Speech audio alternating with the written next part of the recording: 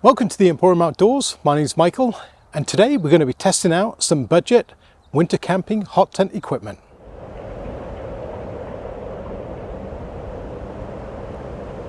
So as you can see, we're not anywhere fancy today. I'm just actually in my yard, and there's a good reason for that.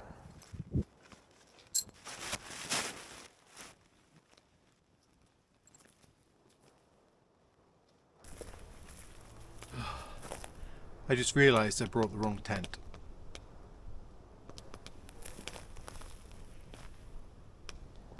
Anyway, let's not dwell on who did what to who and who forgot which tent, etc. And let's just get on with what we have to do today. So I have a new stove that a company sent out to me. This is DEERFAMY, I think that's how it's pronounced. It's one of the cheaper stoves from Amazon, and I've had a look over it, haven't used it yet, and I've gone through some of the stuff.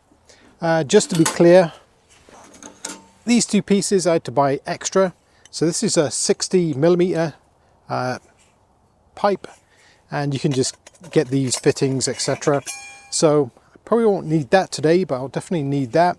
Not sure why the company doesn't include a damper. That's one thing that I would recommend that they do include, but it does come with these side pieces, and I'll show you all the rest once we get set up. The tent I'm using today is the One Tigris Stargazer, I believe it's called. It's a great tent. I've done reviews on it in the past, and it's excellent for one person, maybe two with gear, but you're going to be a little bit cramped. But ideally it's great for one person with winter camping gear. So I've had the tent set up for a couple of days to get settled in. With all these types of tents, once they actually get some snow on them and they get acclimatized, you have to tighten them up. So they do stretch somewhat, but I think we should be pretty much good to go. We'll get the stove inside, get it fired up, get it set up, and see how it all goes together. In this video, I am wearing my wool pants and jacket that I picked up from Princess Auto that are on sale for very reasonable money. Highly recommended. So this is one of the reasons I actually like this tent, is because you can open up the whole front. You can put poles up, etc. But this is going to give you a better view of what I'm actually doing today. Okay, the first thing I'm going to do is open the jack so we can put the stovepipe through.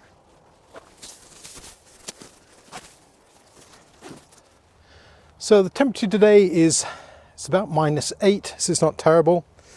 Even so, when your hands get a bit wet, it's a bit painful.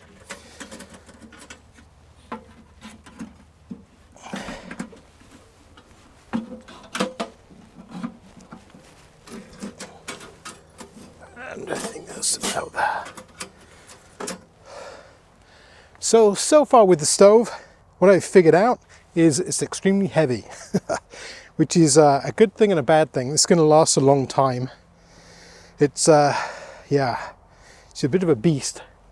It's not something you want to be carrying around with you, not for long distances, but it would be perfect for car camping or carrying on a sled or on the back of an ATV or something like that. I think this is where this particular thing would shine. All the chimney pieces look like stainless steel.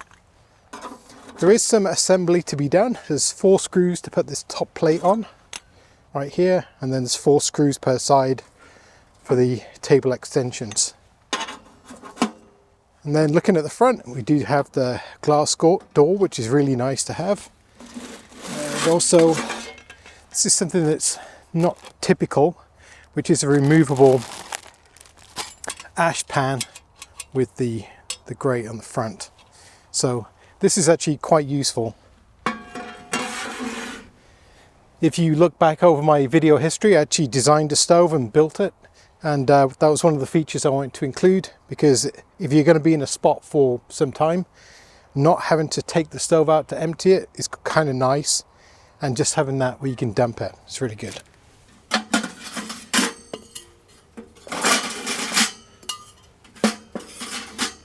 So that's the spark arrestor. It's a half height piece.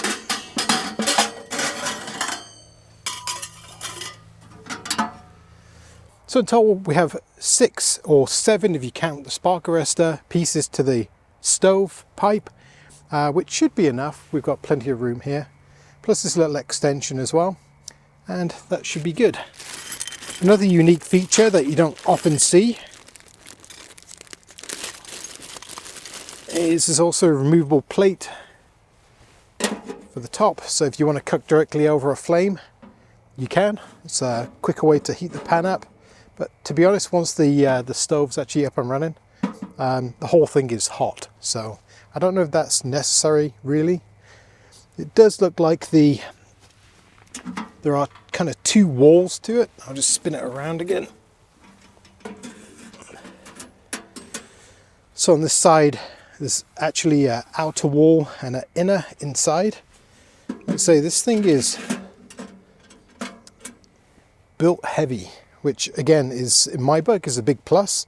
The glass looks like it can be replaced if it ever happened. There's obviously this seal as well, this fireproof seal.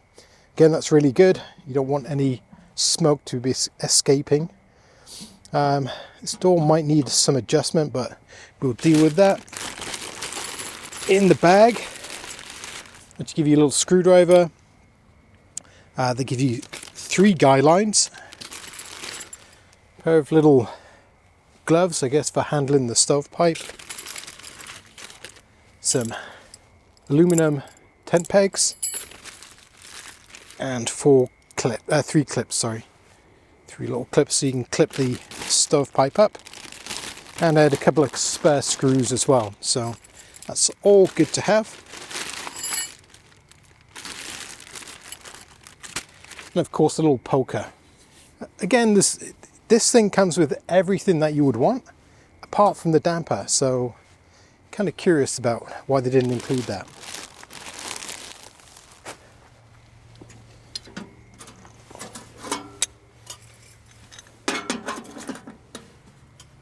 So let's get this thing assembled.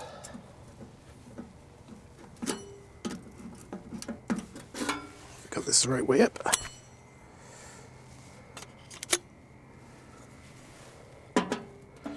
Nope. This way. There we go. It's a bit of a snugger fit than the other ones by the seams of it.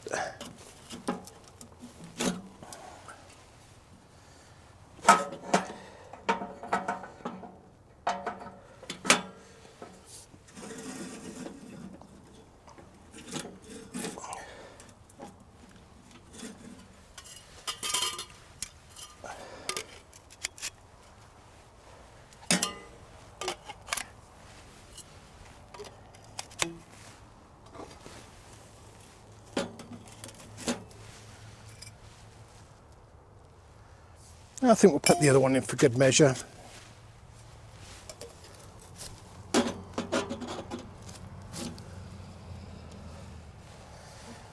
It's good to me.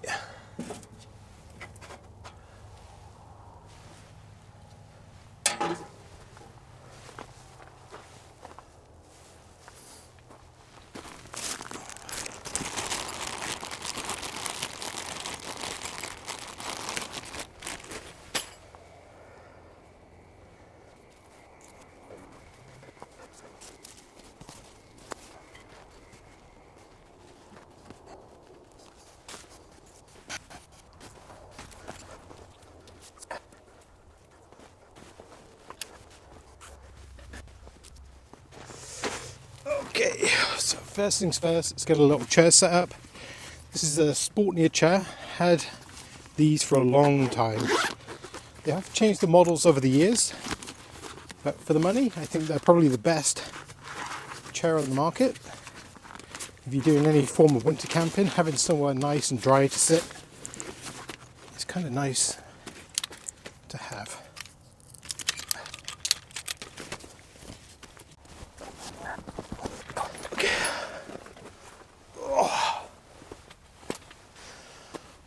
So now we're comfortable. Okay, the next thing we're going to do is prepare some wood.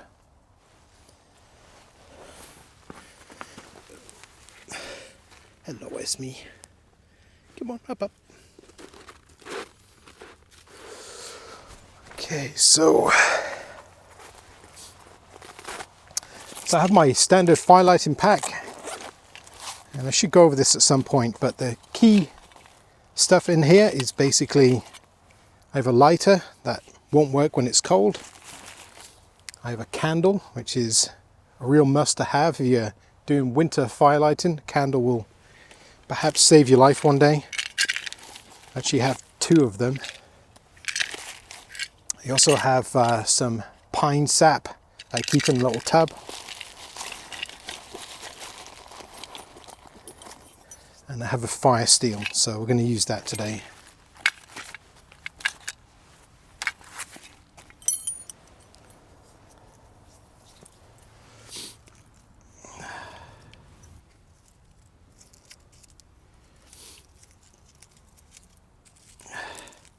This is much easier with birch bark, but it can be done.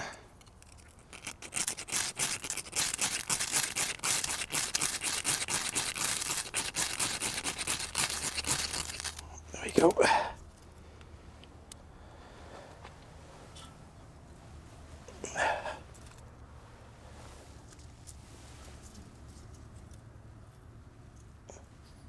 So it's easy as that. As long as you prepare your wood and you've got good, clean, dry wood, pretty straightforward.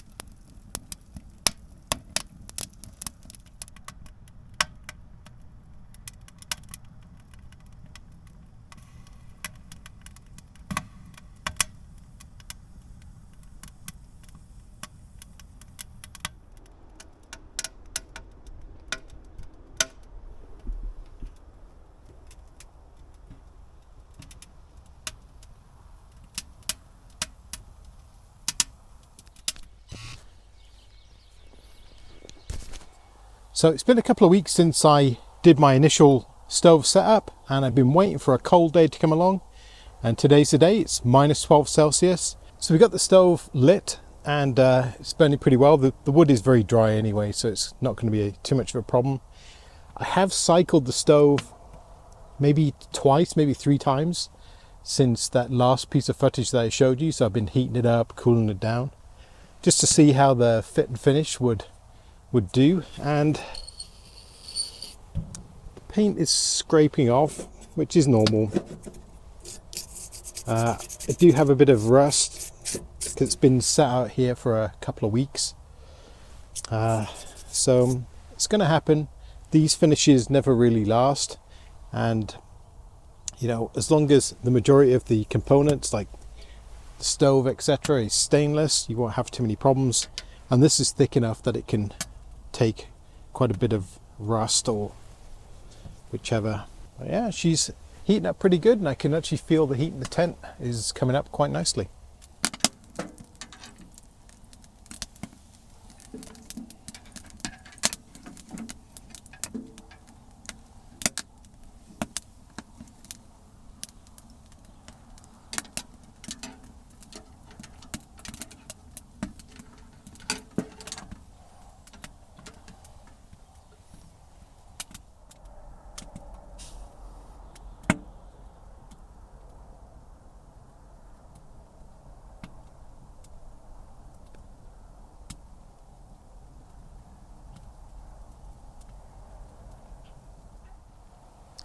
So I'm not sure if you can pick it up on the camera, but the stove is kind of smoky.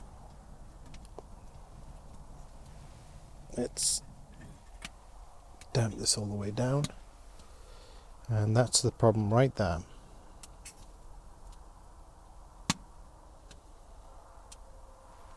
If you damp this down for nighttime use, you're probably going to choke quite a bit. So that is a problem. Becomes less if I close the rear damper, the bottom damper obviously, because it's going to stop any further airflow. But if you forget to do that, this stove is going to smoke you out.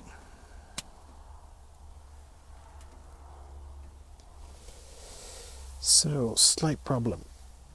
So I think there are some things that I can do to the stove to make it good. I think welding in this plate at the top is kind of a must.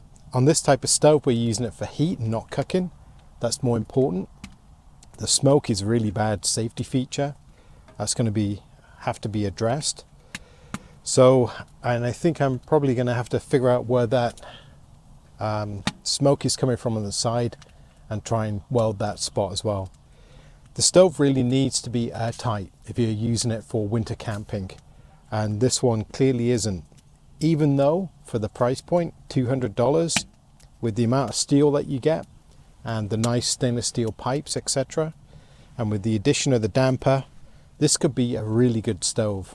I don't think they tried to cut corners to save money on this stove. I just think it's just a bad design. This heated ring on the top, completely pointless.